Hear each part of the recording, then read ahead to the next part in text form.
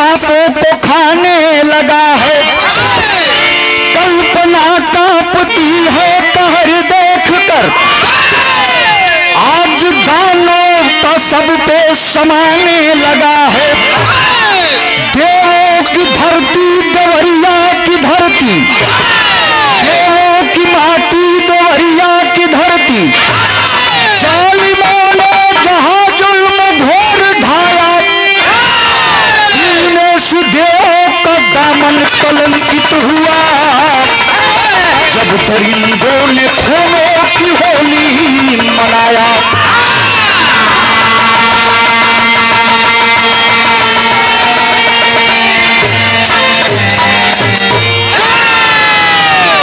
देवों की माटी देवरिया की धरती, जालिमों ने जहां जुल्म घोर है ढाया, दीनेश देवों का दामन कलंकित हुआ। जब दरिंदों ने खूनों की होली मनाया। पूरा देश परेशान है बाबूजी। देवरिया कांड की जितनी भी निंदा की जाए उतना ही कम है। इंसान का जन्म कितना लाख जोनी के बाद मिलता है। अहो भाग्य कि हम इंसान का जन्म पाते हैं। ऐसे ही गवा देंगे व्यर्थ में। अरे महापुरुष नहीं बन सकते हैं तो कम से कम इंसान बन के ही तो आखिरी विदाई ले लो। वाह कवि जी, कितनी सुंदर लाइन आपने लिखा है। हमारे बिरहा में एक लाइन गजल लगल, बहुत सुंदर गजल बा। कैसे बा मास्टर?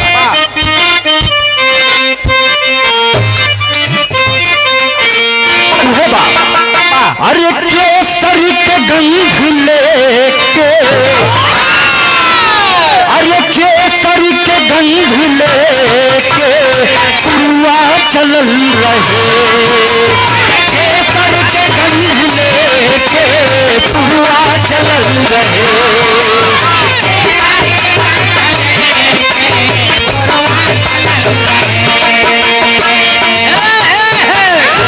केसर के गंध लेके पुरुआ चलल रहे,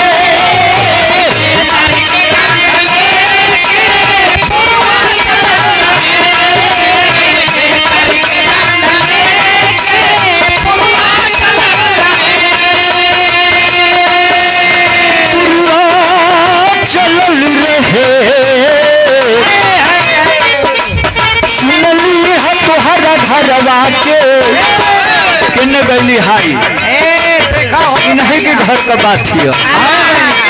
सुनली हम हरी घरवा के खिड़की खुलल रहे, सुनली हम हरी घरवा के खिड़की खुलल रहे।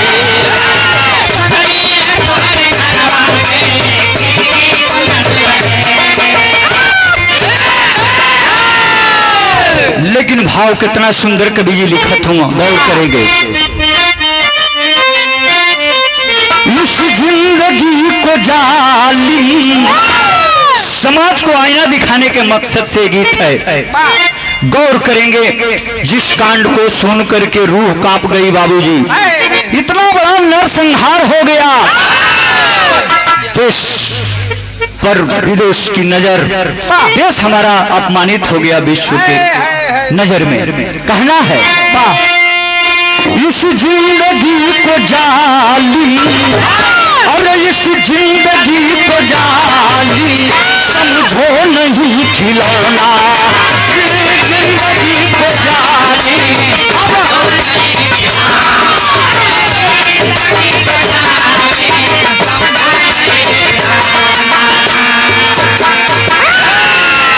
जिंदगी को जालिम समझो नहीं खिलौना,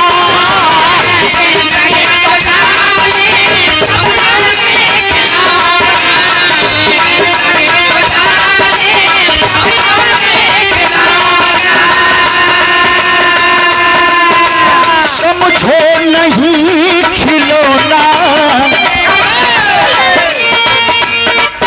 अरे किसके लिए बता दो, किसके लिए बता दो, करते करम खिलौना, किसके लिए बता दो, करते करम खिलौना।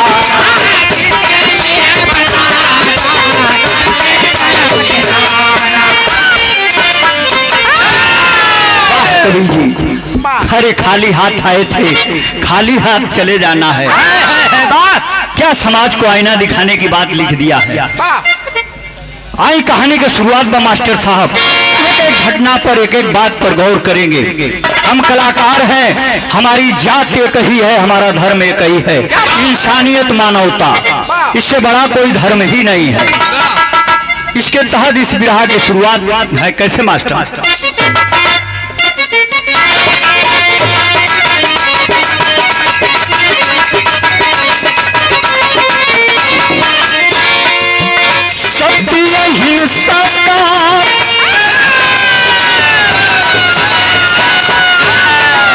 सत्य हिंसा का उपदेश दिए गांधी ने, सत्य हिंसा का उपदेश दिए गांधी ने, कहा कर ले गई अपना प्रतिया जाति ने।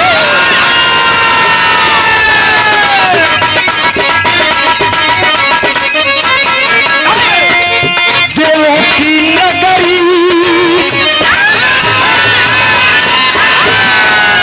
देवों की नगरी है देवरिया जो मशहूर सही, देवों की नगरी है देवरिया जो मशहूर सही, पूरे देश में धर्मात्मा की नूर सही।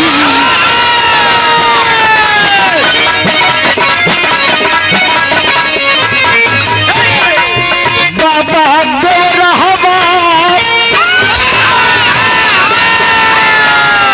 बाबा देवरहवा महेंद्र नाथ आए थे, बाबा देवरहवा महेंद्र नाथ आए थे, जोक से देवरिया की माटी को सजाए थे।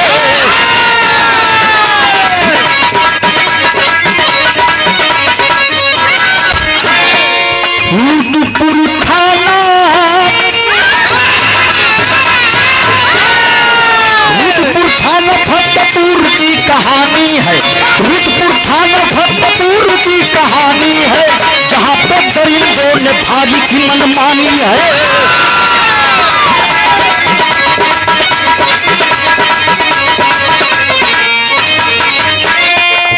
प्रेमचंद यादव, प्रेमचंद यादव जी का गांव में घराना है, प्रेमचंद यादव जी का गांव में घराना है, जिसका लगाव सत्य प्रकाश से पुराना है। ये भैया बात के समझ लिहल जाए। न्यूज़पेपर में, टीवी टेलीविजन में इंडिया के ऊपर बड़ा कलंक लग गई है। विश्व गुरु हमारा देश कहलाने वाला छोटी छोटी मानसिकता में उलझकर इतना बड़ी बड़ी गलती कर दे रहे हैं। है। दोनों पक्ष ही हमारा भाई है, दोनों पक्ष के लिए हमारे पास संवेदना है। क्या बात है? मृत आत्माओं को श्रद्धा सुमन अर्पित करते हुए हमारी बिरहा टीम, लेकिन सच्चाई बताने में कोई कलाकार अगर डर जाए, किसी के धमकी से डर जाए, तो फिर चूड़ी पहनकर घर में बैठ जाओ। हम समाज को आईना दिखाने के लिए, समाज को सचेत करने का काम करते हैं। कहना बात तर्ज बदल गए मास्टर साहब, ओकरी पहले कहानियां समझा ले। फतेहपुर गांव देवरिया डिस्ट्रिक्ट हमारे उत्तर प्रदेश का बड़ा मशहूर डिस्ट्रिक्ट है।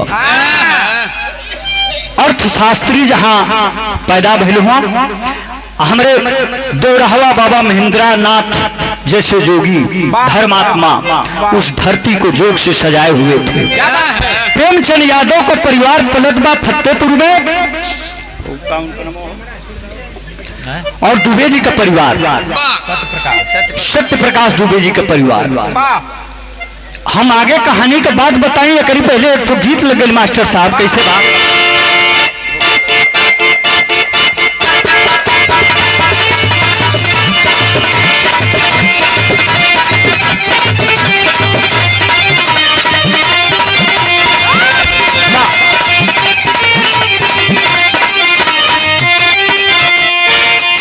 सुरेंद्र भैया कौनो नई नवेली दुल्हन अपने पति के धमकावत हिया। अब हम ओहर का तक खमवा देखियो भैया नहीं खे रहते तो ननी सटवती कहाँ गईली, मैदान छोड़ के चल गईली। अरे भोजनालय में पहुंचल है, भोजनालय। अच्छा, भोजनालय में। नहीं नौली दुल्हन जौन बा अपने पति देव के धमकावत हिय। तोहर आदत बड़ी खराब हो गई। तोहर कुछ दीपक जैसन, सुरेंद्र जैसन चूहेड़ा दोस्त मिल गई बड़ा सो। कुछ खिया पिया देता न अब कि मोबाइल में जो है कि उल्टा सीधा दिखा देता न से तू बड़ा गरमैले आवत तारा घर में।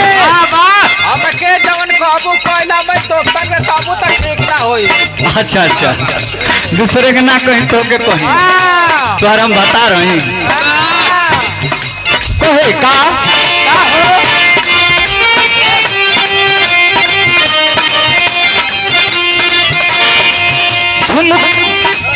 पहली रात झुमका टूटल, पहली रात झुमका टूटल, दूसरी रात बाली।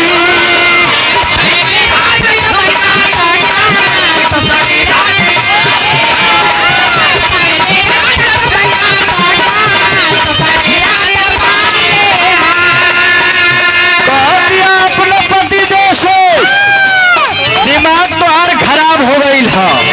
चूहेड़न की संगे रहता रहो, घर में आके बदमाशी पर बदमाशी कहतिया। पहली रात झुमका तुअल, दूसरी रात पाली।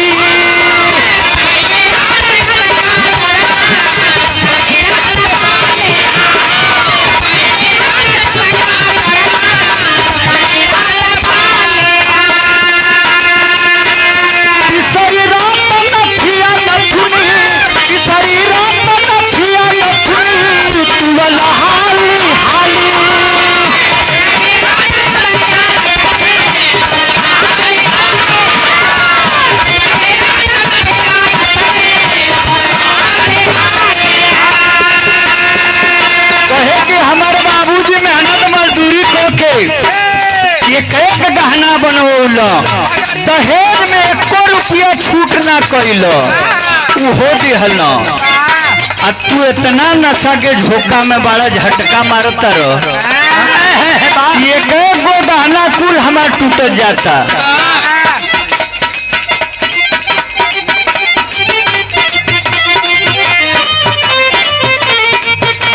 आज देखिए आदमी बड़े भैया सुरेश डॉक्टर के तरफ अपनी बाबूजी के फोन लगा के कह दिया कि हमको हर शिकायत करो। नहीं हरे में तेरी रहनवा राजा जी,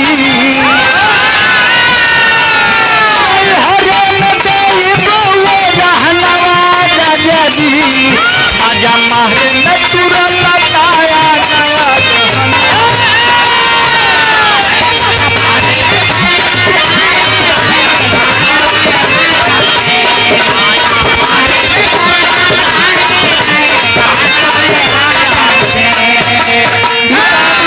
मौज बदे गीत लिखले रहा हाँ कवि जी। हाई आदरणीय पुनः फिर से आशीर्वाद आया डॉक्टर साहब के कर कमलों द्वारा। सुभाष छिनारे हम का है भैया, भाव लगा।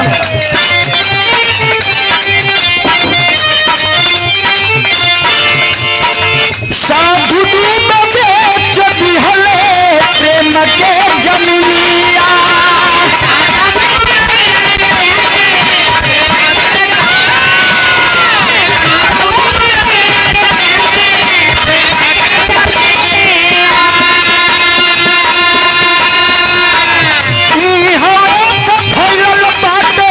भारी दुश्मनिया।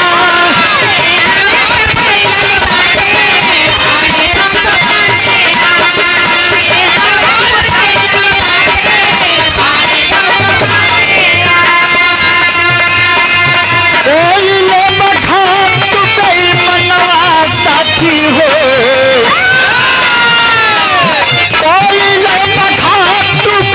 मनवा साथी हो, पर तू के पखो में बदनवा साथी हो। डूबे में बदनवा साथी।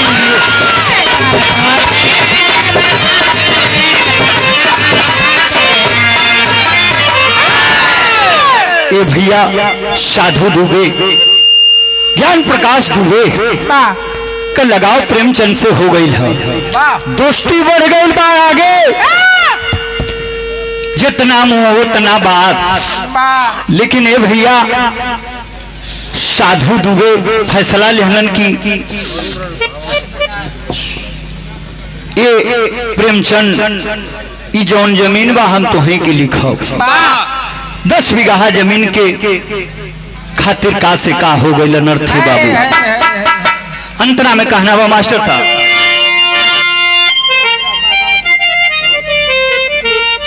आए देखिए पुनः दोबारा, मानवा के सोच में का बहु जो पाई, मानवा में सोचे में का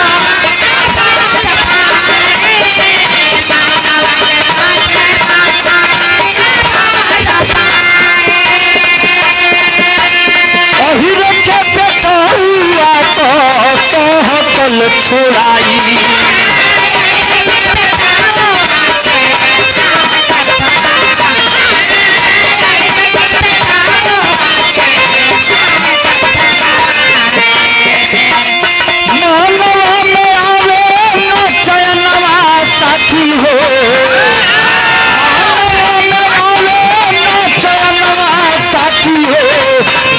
पहले बात भारी बेईमानवा साथी, बात पहले बात भारी बेईमानवा।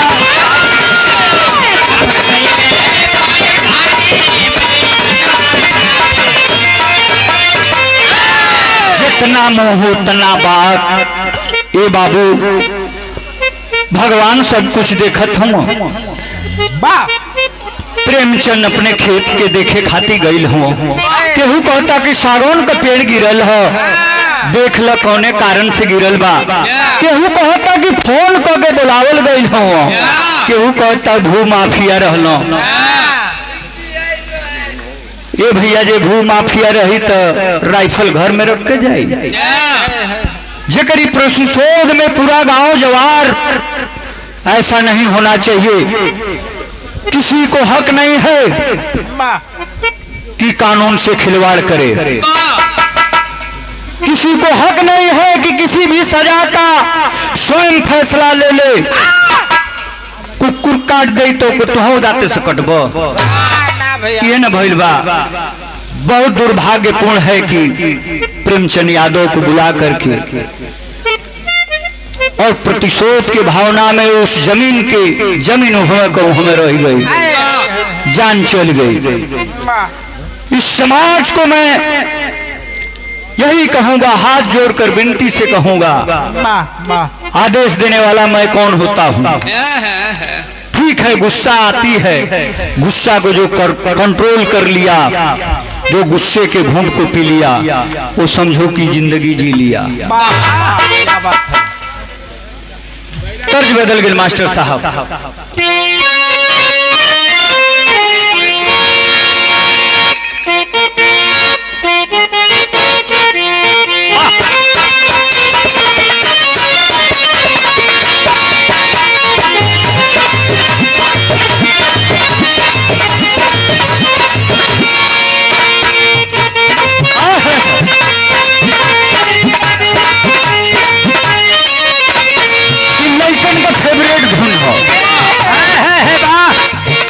अरे गोरी तोरी चुनरी बाल लाल लाल रे,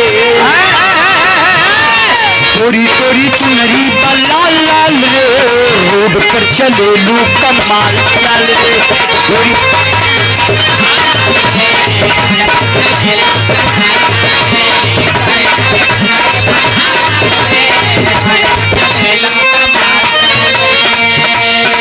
वो समय का बात था, जौने समय दरवाजे पर दुबे जी और सत्य प्रकाश के बीच में हाथापाई होके लगले। बाबूजी क्या किसके मन में चल रहा है, ये बात को हमके बार बार कहे के पड़ी कि जितना मुंह उतनी बात। कहना बा सत्य प्रकाश सत्य भूल गई ने, सत्य प्रकाश सत्य भूल गई ने, बदला चुकावे पर भूल गई ने, सत्य प्रकाश सत्य भूल गई ने।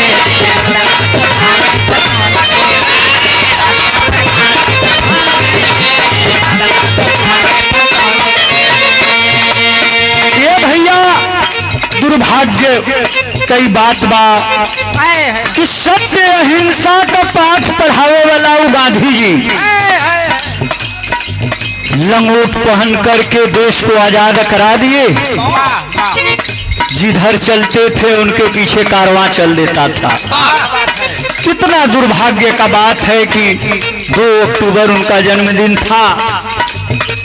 जन्मदिन के ही दिन इतना बड़ा अन्याय हो जाता है, इतनी बड़ी घटना हो जाती है जो देश को हिला कर रख दिया। 2 अक्टूबर कयाइल बदिनवा, 2 अक्टूबर कयाइल बदिनवा, खेतवा की ओरी चलिए प्रेमचंद बीरनवा हो, प्रेमचंद बीरनवा हो। रास्ता अब दुश्मन के मिल गइल बा, रास्ता अब दुश्मन के मिल गइल बा, बदला चुकावे पर खुल गइल बा, रास्ता अब दुश्मन के मिल गइल बा।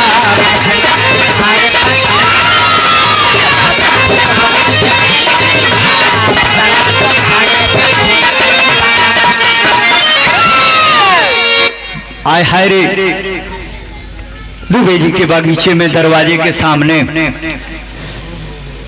ये जांच का विषय है। हमें अपने संविधान पर, अपने सुरक्षा कर्मियों पर पूर्ण रूप से विश्वास है। जांच का विषय है, दूध का दूध, पानी का पानी हो जाएगा। आप लोग सभी समझदार हैं। एक लिमिट है कि कहां तक मैं बोल सकता हूं। मास्टर साहब तर्ज बदल गई। स्वर्गीय रामदेव चचा गावत रहे।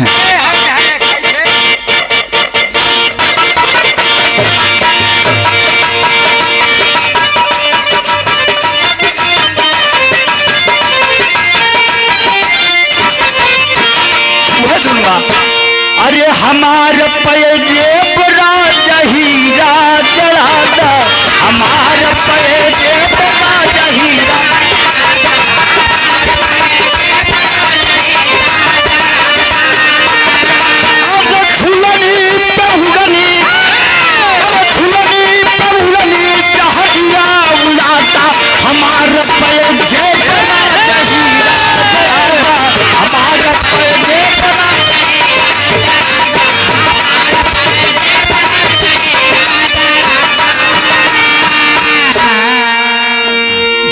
गौर करेंगे साथियों, कहना है अरे क्रोधवा में चूर डूबे घटिया, क्रोधवा में चूर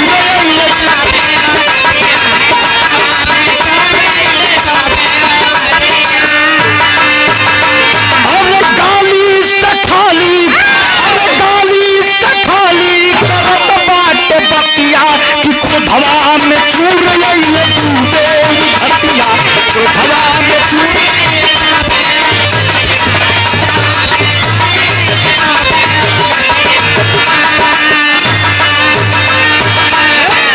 यादो डूबे में भइल बा लड़ाई,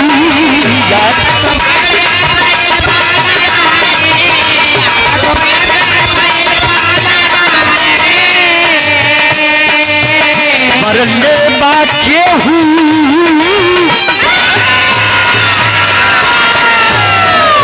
मरले बा केहू सिर पे उल्टा उठाई, मरले बा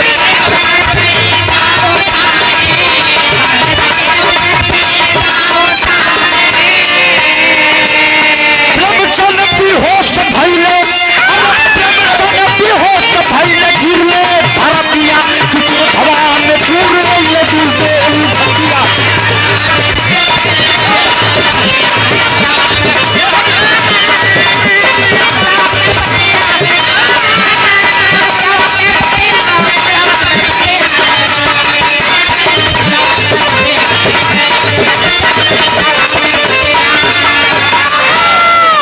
ये भैया प्रेमचंद का मर्डर हो जाता है। कौन कौन वहां था क्लियर नहीं है, साक्ष्य ये जांच का विषय है। मैंने कहा कि संविधान और हमारे सुरक्षाकर्मी पुलिस पर हमें 100% विश्वास है कि दूध का दूध पानी का पानी हो जाएगा। तेरी के भाव में कभी बड़ी ऊंची लाइन लिखत हुआ का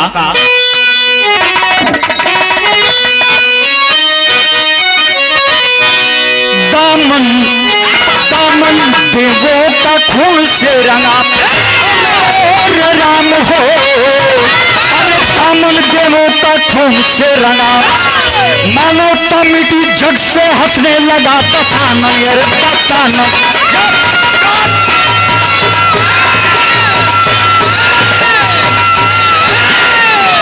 दामन देवों का खून से रंगा मानवता मिटने लगी हंसने लगा दशानन। दामन देवों का खून से रंगा दौड़ावा बाबा का धरती महेंद्र नाथ का धरती। सुबह सुबह जोने समय भगवान का पूजा आराधना करेला विरजराज भैया सब वही समय खून का होली खिलात बा। विपरीत बुद्धि विनाश काले, किसी को हक नहीं है, हमारा कानून हक नहीं देता है कि किसी की जान ले ले। कोई ऐसी गलती भी इतनी बड़ी नहीं है उसका जान मार दिया जाए।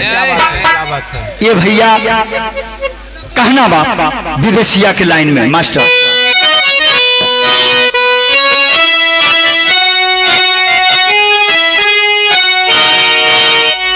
जब बात का खबर प्रेमचंद के दरवाजे पर आई है घरे, ओ समय का बात बड़ा मार्मिक भाव करुण रस में कभी भी लिखत हूं, गौर करेंगे साथियों।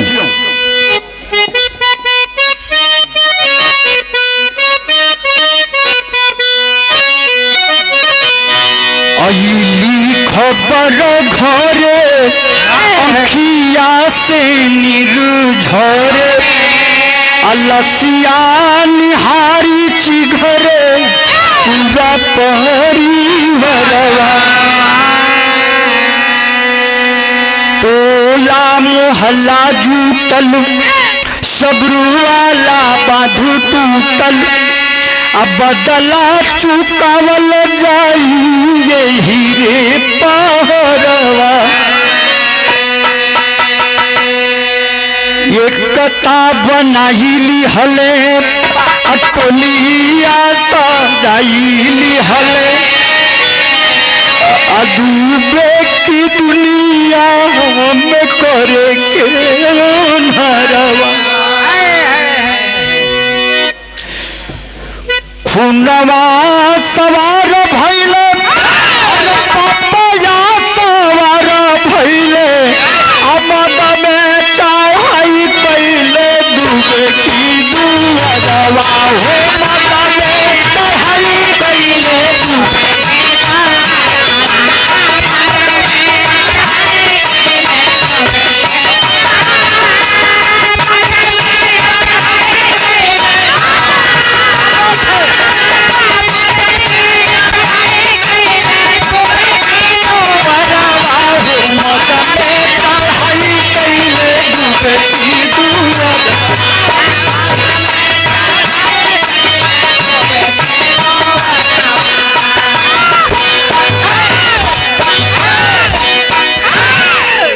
दुर्भाग्यवश प्रेमचंद का मर्डर हो जाता है साथियों।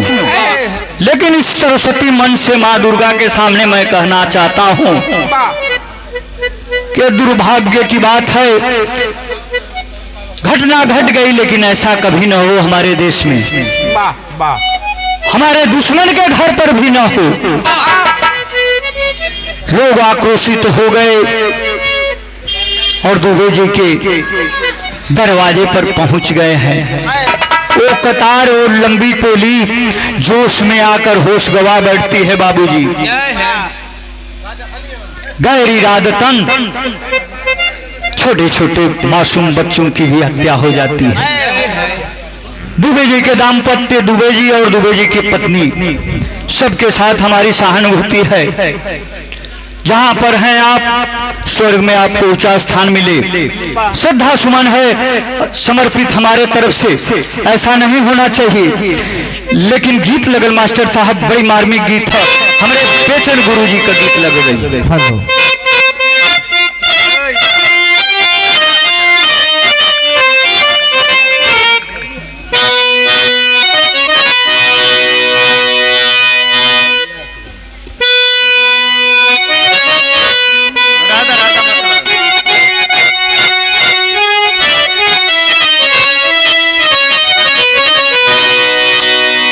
अरे निबिया के डरिया मैया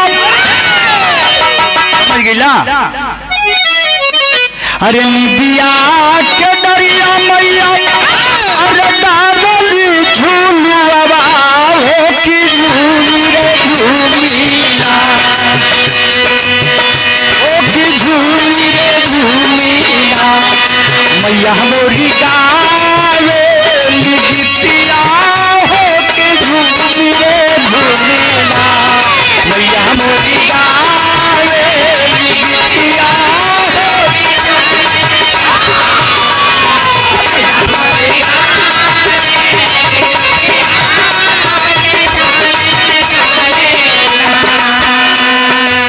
जब प्रेमचंद के मर्डर के बाद लोग सुने हैं बाबूजी प्रेमचंद क्या बनाए थे, क्या व्यवहार बनाए थे,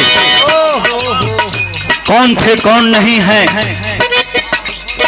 वो माफिया थे या न्यायी थे, चोर थे डकैत थे, सबको पता है, हमको बताने की जरूरत नहीं है। समाज इकट्ठा होता है, टोली बना करके दुबे जी के दरवाजे पर जाता है।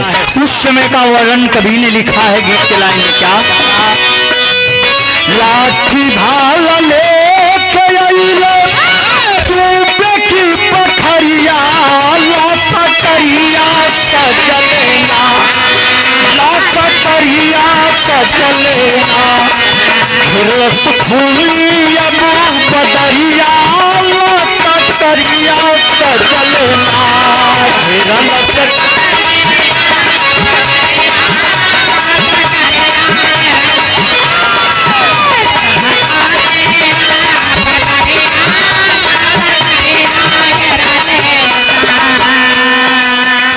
धारावा में घुसुक के तोड़ले, धारावा में घुसुक के तोड़ले, पातर के बढ़िया होला सकरिया सजलेना, लासा करिया सजलेना, चलले दुबे की दुअरिया, लासा करिया सजलेना।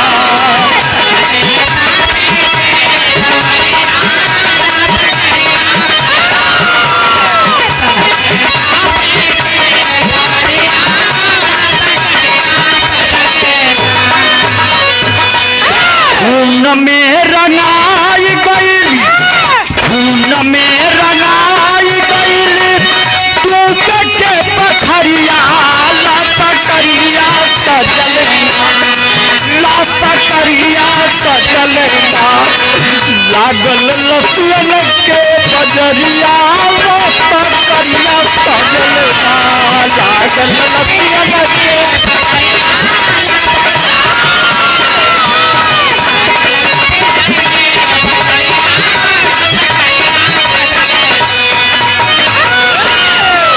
ये बाबू गांधी जयंती सत्य अहिंसा के पाठ पढ़ाने वाले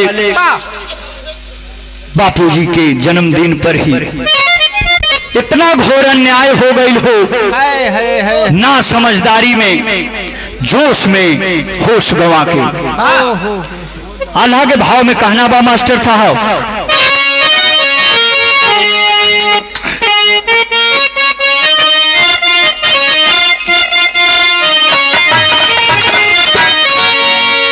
इस गीत को लिखने वाले जब हमने इंटरनेट पर इसको गाया, तमाम तरह की धमकी आई, आप हमारे जज हैं, आप हमारे भगवान हैं। मैंने कहा कि उसमें एक भी लाइन दिखा दो कि जो कहीं पक्षपात की बात करती हो। मंचासीन हमारे धीरेश आदरणीय कवि जी जिनकी रचना है मंच पर बैठे हुए हैं। मैं चाहता हूं कि ये गीत सुपरहिट हुई है तो ये लिखते नहीं तो मैं गाता नहीं, और हम तो आप सबके आशीर्वाद से गा पाते हैं। लोग कहते हैं कि दहिया में तो कुछ ना बोलेला कहाँ से, ये सब आप सबके आशीर्वाद की बात है। जिसको जनता जनार्दन का आशीर्वाद हो जाएगा तो जमीन से आसमान पर चल जाई, और जहां पर दुआ लगल कि वो पटाख से वहां से नीचे गिर जाए, छेरवे शेर हो जाए। आइए कवि जी, मैं आपको पुष्पहार से सम्मान करना चाहता हूं। आइए जोरदार तालियां हो जाए हमारे कवि जी के लिए, इनकी गीतें सुपरहिट हुई है।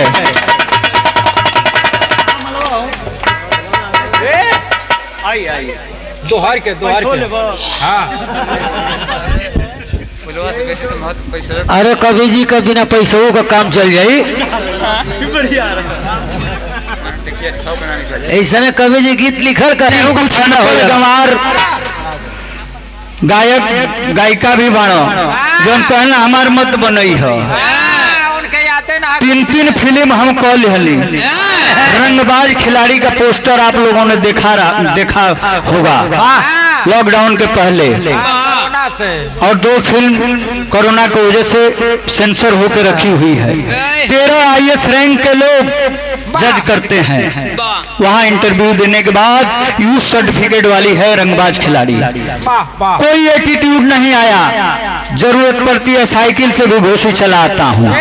कोई पूछता है कि तो ही हो, हम कहले नहीं वो हमार बड़ भाई है।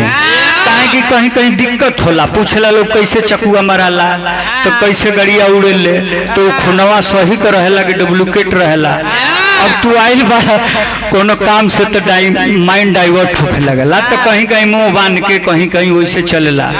लेकिन एक 1200 बिहार में 2 गोला चलेला कवि जी। वो 2 गोलवा में जब गई हैं से तो हम देखले बाड़ी कि वो करी बहन के गरियाई, वो करी बहन के गरियाई साक्षात। अरे भैया वो 2 कोनो लिमिट ना हो। वही जगह से, वही बिहार से कुछ कलाकार अच्छे भी आए हैं जो रोजी रोटी कर रहे हैं यहाँ पर यूपी में। यूपी की धरोहर है बिरहा। अब बिरहा सबसे कठिन विधा है। कोई गजल का, कोई क्लासिकल का, कोई ठुमरी का करता होगा, इसमें सब कुछ चलता है। ये पाउडर का दूध पिए वाला लोग ना बिरहा गा पावेला।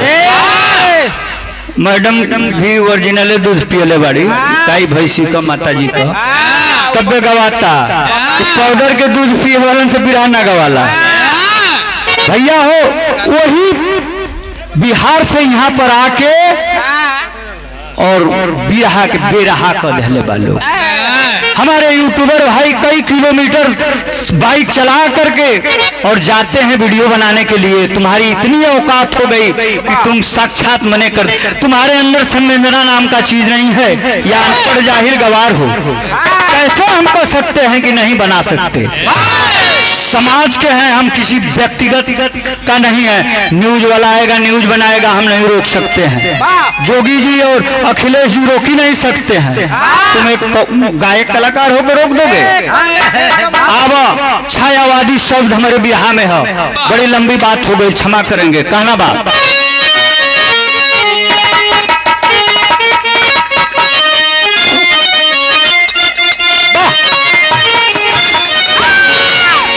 हाय राम।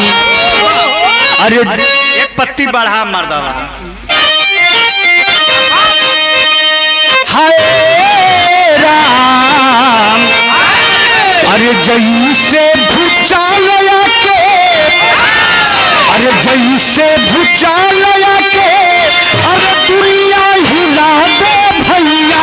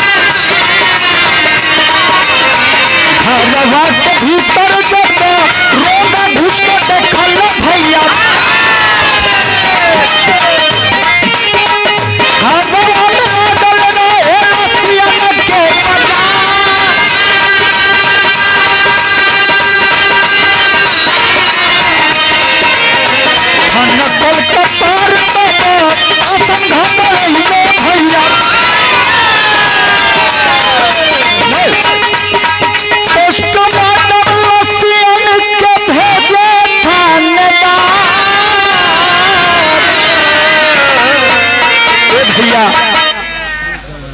थानेदार इंस्पेक्टर साहब, यहाँ तक कि इतना बड़ा भयावह दुर्भाग्यपूर्ण घटना हो गई। पूरा उत्तर प्रदेश का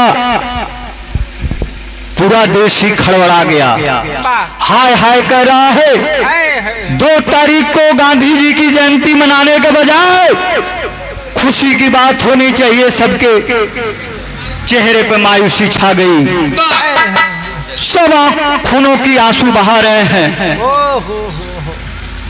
अनहोनी तो हो गई भैया, ये जांच का विषय है।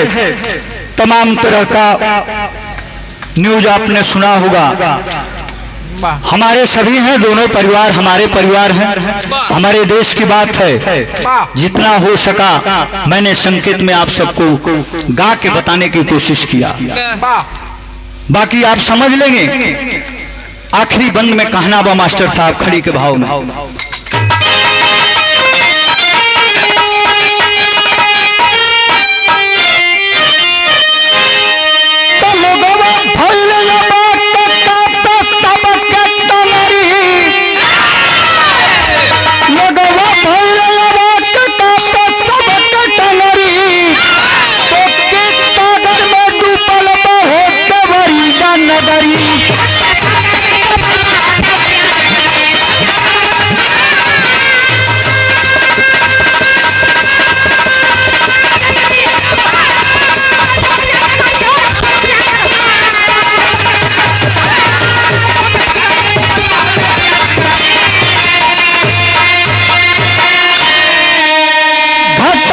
जोगी जी कैल दुख भारी, आगे भी बचल बाओ के राहत होई जारी।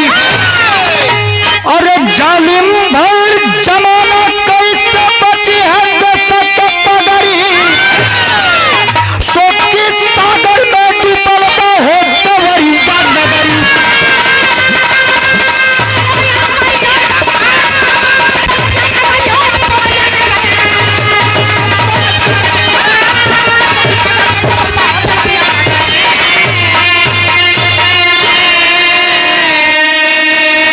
कुसुम पराग स्वामी गुरु जद्दू रोने लगी आजादी।